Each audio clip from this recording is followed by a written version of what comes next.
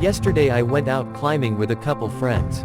We mostly climbed for fun, so this 6B plus slab was the hardest route I climbed. It was a short one, but when you can't see anything to grab onto, it becomes sketchy and tiring anyway.